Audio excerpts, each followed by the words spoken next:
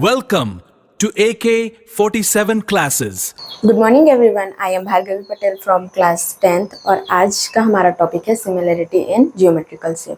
तो इस चैप्टर के अंदर हमें बहुत सारे टॉपिक कवर करना है, जैसे कि स्केल फैक्टर, दूसरा हम लोग पढ़ेंगे सिमिलरिटी और कॉन्ग्रुएंसी क्या होती है, तीसरा हम लोग देखेंगे कि जो पेरीमीटर और एरिया होता है ट्राइंगल का, वो उनके बीच में क्या क्या रिलेशंस होते हैं, साइड के साथ कौन से रिलेशन होते हैं। तीसरा हम लोग ये देखेंगे कि जो है ट्राइंगल कब कब सिमिलर हो सकता है, कौन से कंडीशन हो सकता है, और लास्ट में हम लोग देखेंगे पाइथागोरस थ्योरम। तो ये सब टॉपिक हम लोग कवर करेंगे। सबसे पहले देखते हैं हम लोग स्केल फैक्टर। स्केल फैक्टर क्या होता है? तो स्केल फैक्टर को अगर हम लोग आसान भाषा में समझे तो अगर हम लोगों ने कोई दो शेप ले लिया है तो वो एक चीज़ है कि पहला शेप जो है दूसरे शेप से कितना बड़ा है या कितना छोटा है, कितना गुना बड़ा है कितना गुना छोटा है, यही है। जैसे कि एग्जांपल के लिए हम लोग सपोज करते हैं कि एक लाइन है 5 सेंटीमीटर का। ये 5 सेंटीमीटर का हमारे पास लाइन है। अगर इसको हम लोगों को 10 सेंटीमीटर के लाइन में चेंज करना होगा तो हम लोग इसको कितना गुना बड़ा करेंगे? इसको हम लोग 2 गुना कर देंगे, तभी तो ये जाके 5 टू 10 करके 10 सेंटीमीटर हो जाएगा। तो इसी यही जो 2 लिखे हैं वही हमारा इसमें का स्केल फैक्टर हो गया। तो ये तो हमारा स्केल फैक्टर हो गया। अब स्केल फैक्टर क्या बोलता है? दो चीज़ होता है, ये x, यहाँ पर सपोज करते हैं कि x हमारा स्केल फैक्टर है। तो अगर हमारा स्केल फैक्टर अगर 1 से बड़ा हो गया तो जो हमारा जो दूसरा शेप बनेगा वो भी क्या बोलते हैं, जो पहला वाला शेप होगा उससे बड़ा बनेगा। और दूसरा में अगर हमारा स्केल फैक्टर छोटा हो गया तो जो हमारा शेप होगा पहला वाला शेप उससे छोटा होगा शेप जो हम लोग नया बनाएंगे स्केल फैक्टर लेकर। तो ये हमारा स्केल फैक्टर हो गया। अब हम लोग को देखना है कि सिमिलरिटी और कॉन्ग्रुएंसी क्या होती है। इसके लिए हम लोग एक एग्जांपल ले लेते हैं।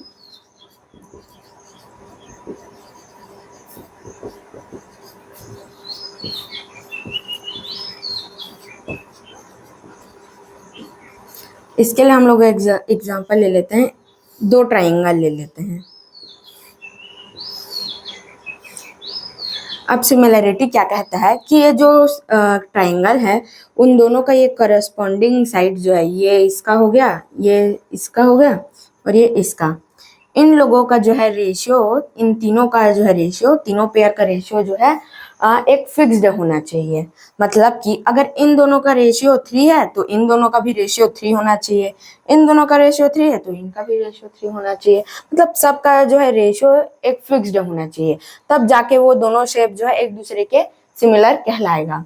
और एंगल तो वो हमारा सिमिलर होगा ही, अगर दोनों ट्राइंगल सिमिलर हो गए तो एंगल की कोई बात नहीं है। फिर कॉन्ग्रुएंसी क्या कहता है? थोड़ा सा सिमिलर है। कॉन्ग्रुएंसी में कहता क्या है कि अगर इन तीनों जो है, तीनों पेयर जो करस्पॉन्डिंग साइड है उनका रेशियो जो है 1 आ गया, तीनों का, इसका भी 1, मतलब इसका और इसका 1, इसका और इसका 1 और इसका और इसका 1 आ गया, तब जाके वो कॉन्ग्रुएंट कहलाएगा, दोनों एक दूसरे के। अब यहाँ पर एक और क्वेश्चन उठता है कि क्या जो है कॉन्ग्रुएंट शेप होते हैं वो भी सिमिलर होते हैं? तो हाँ, होते हैं, क्योंकि अगर यहाँ पर जो हमारी सिमिलरिटी वो बोलता है कि तीनों जो है करस्पॉन्डिंग साइड का रेशियो फिक्स्ड होना चाहिए, तो यहाँ पर तीनों का 1 आ रहा है, तो स्वाभाविक सी बात है यहाँ पर जो है कॉन्ग्रुएंट शेप जो है सिमिलर होगा। तो ये हमारा कॉन्ग्रुएंसी और सिमिलरिटी हो गया। अब तीसरा हम लोग देखेंगे एरिया और पेरीमीटर के बीच में क्या क्या रिलेशन बनता है ट्राइंगल का। तो यहाँ पर इसी ट्राइंगल को लेकर हम लोग चलते हैं। ये जो ट्राइंगल, इसको ले लेते हैं हम लोग ABC, इसको ले लेते हैं PQR। तो ये जो ट्राइंगल है इनका जो है पेरीमीटर के लिए हम लोग सबसे पहले देखते हैं। बोलता है कि अगर ट्राइंगल ABC का पेरीमीटर जो है वो उसका और ट्राइंगल PQR का रेशियो, इन दोनों का एरिया का रेशियो जो है इनके करस्पॉन्डिंग साइड के रेशियो के इक्वल होता है। मतलब ये perimeter of triangle ABC upon perimeter of triangle PQR इन दोनों का रेशियो किसके इक्वल होगा, इनके कॉरस्पॉन्डिंग साइड्स का, जो कि होगा A B upon P Q is equal to B C upon Q R और ए सी बराबर पी आर। अब क्योंकि हमने देखा था कि ये जो कॉरस्पॉन्डिंग साइड का रेशियो होता है वो हमारा स्केल फैक्टर कहलाता है, इसलिए यहाँ पर हम लोग इसको इक्वल टू में स्केल फैक्टर यानी m भी लिख सकते हैं। तो ये हमारा पेरीमीटर के लिए होगा। एरिया में थोड़ा सा डिफरेंस आता है कि जो एरिया होगा, एरिया दोनों ट्रायंगल का, उन दोनों का रेशियो, इनका करस्पॉन्डिंग साइड जो है स्क्वायर में आ जाता है उनका, मतलब ये हो जाएगा A B upon P Q का square is equal to B C upon Q R का स्क्वायर और A C upon P R का स्क्वायर। तो ये हमारे ट्रायंगल में रिलेशन होता है पेरीमीटर का और एरिया का। एरिया में जो है करस्पॉन्डिंग साइड में इस स्क्वायर हो जाएगा, इसमें नहीं होगा। तो ये हमारा पेरीमीटर और एरिया का रिलेशन देख लिया। अब नेक्स्ट चीज़ जो हम लोगों को देखना है वो है कि ट्रायंगल कब कब जो है सिमिलर होगा। तो उसके लिए मेनली 3 कंडीशंस आते हैं। पहला जो है ए, दूसरा एस और तीसरा होता है एस। अब इसमें जो ए है वो एंगल है और एस जो है साइड है, यानी कि यहाँ पर एंगल, यहाँ पर साइड और यहाँ पर साइड एंगल साइड। तो ये क्या बोलता है कि कोई भी ट्रायंगल है दो, अगर उसमें कोई भी 2 एंगल सेम आ गया, दोनों मतलब दोनों में जो है एंगल सेम आ गया, जैसे कि अगर यहाँ पर एक एंगल सेम है और यहाँ पर भी एक एंगल सेम है और दूसरा एंगल यहाँ एक सेम है और यहाँ भी सेम है, तो यहाँ पर 2 एंगल हम लोगों को अगर सेम मिल रहा है, 2 ट्रायंगल है तो इसमें जो तीसरा ऑटोमेटिक सेम हो जाएगा और ये दोनों जो शेप है हमारा एक दूसरे के सिमिलर कहलाएगा। ये पहला कंडीशन हो गया। दूसरा में क्या बोलता है, अगर तीनों के तीनों साइड जो है क्या बोलते हैं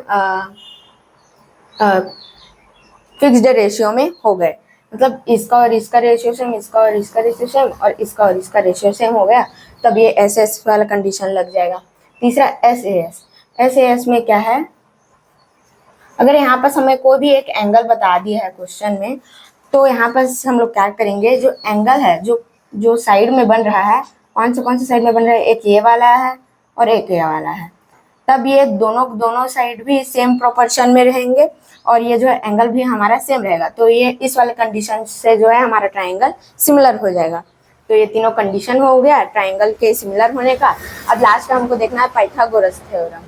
पाइथागोरस थ्योरम जो हम लोग ऑलरेडी पहले भी पढ़ चुके हैं, जिसमें बोलता क्या है कि ये जो h है, ये b है और ये p है, यहाँ पर होता क्या है, h square is equal to p square plus b square.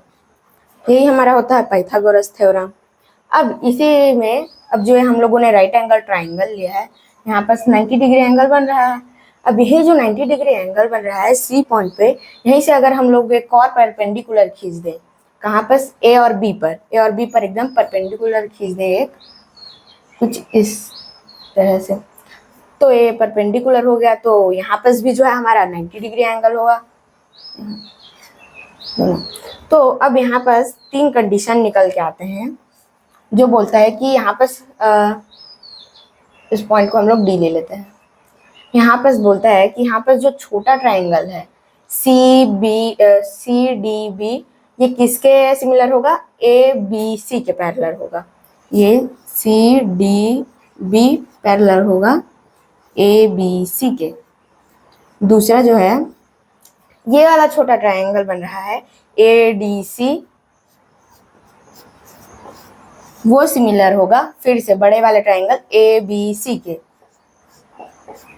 मतलब कि ये दोनों छोटे छोटे जो ट्राइंगल है, वो एक बड़ा जो हम लोगों ने सबसे स्टार्टिंग में बनाया था, दोनों के सिमिलर हो गया। अब एक और तीसरा कंडीशन निकलता है कि ये जो दोनों ट्राइंगल वो दोनों आपस में भी सिमिलर होंगे, मतलब A D C is similar to C D B. तो ये तीनों कंडीशन निकल के आते हैं। मतलब अगर एक हिसाब से देखें तो यहाँ पे 3 जो ट्राइंगल बन रहे हैं, तीनों एक दूसरे के सिमिलर हैं। ये वाला इससे सिमिलर है, ये वाला ये इस बड़े वाले से सिमिलर है और ये छोटा वाला फिर से इस बड़े वाले से सिमिलर है।